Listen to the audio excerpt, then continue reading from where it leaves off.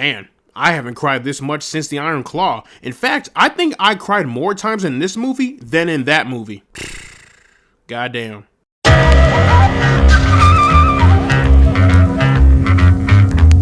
So Ghostlight is a brand new drama film that technically came out 2 weeks ago. The only reason why I saw this movie is because a fellow movie tuber that I watched saw the movie and gave it high praise. So at that point, I had to check it out. The film is directed by Alex Thompson and Kelly O'Sullivan, and it stars Keith and Catherine Kupfer, Tara Mullen, and Dolly De Leon. When a construction worker joins a local theater's production of Romeo and Juliet, the drama on stage starts to mirror his own life. I'm just gonna rip the band-aid off right now. This is one of the best films I have seen this year, and I am not exaggerating. Ghostlight is a masterful achievement in filmmaking, and it just soars in every aspect possible. First off, the story is beautiful. What starts off as a construction worker joining a local theater's production of Romeo and Juliet turns into a family therapy session. So our main character is Dan, who is essentially your average everyday guy. He goes to work, he provides for his family, so your typical traditional man. You see how he goes from this reserved man who is fighting demons to this open shell who's found some form of peace. And his journey is so interesting and beautiful because, simply put,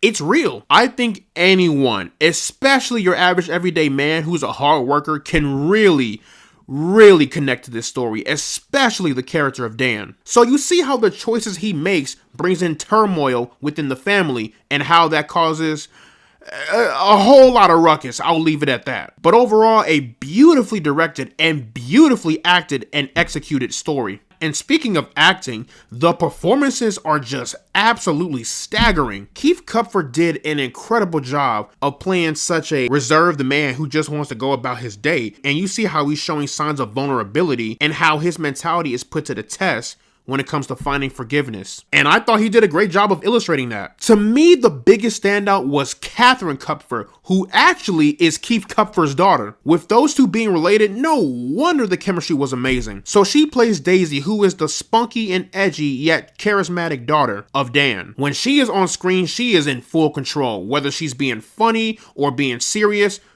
Completely captivating all the way through. Also, Tara Mullen and Dolly De Leon, we gotta give those ladies their love. Yo, I want to see more of them in the future. They got it. All of them. When it comes to the strong emotional beats, woo!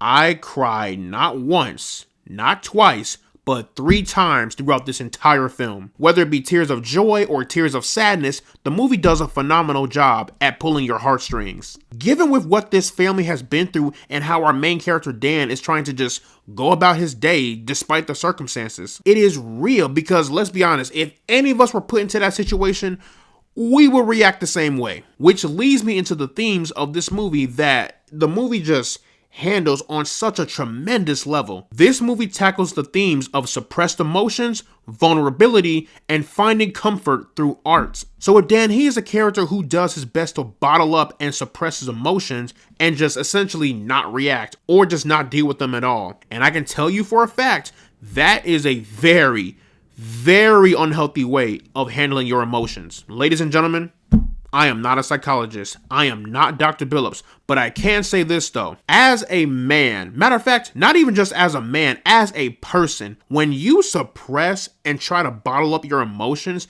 and think, okay, well, if I just sweep this under the rug, it'll be okay, right? I'm telling y'all right now, that will not work out in your favor. That couldn't be a more unhealthier way of handling your emotions and feelings. If you are experiencing some tremendous emotions, then I think the best thing you should do is either A, meditate, B, talk to God if you're religious, or just someone very close to you at that, or 3, seek therapy. Like, there's nothing wrong with therapy, yo. Whatever you do, do it in a healthy manner, but please don't just bottle it up, because when you bottle up your emotions, at some point in life, someone or something is going to put you to the test. Let's say you got fired from your job or something bad happened within the family. And when you try to suppress your emotions throughout weeks, hell, maybe even months or years, that shit could pop out, and not only at the worst time, but in a very dangerous manner, to the point in which those outbursts can lead to violence. And when you take all of those outbursts out on family, in particular your spouse or your children,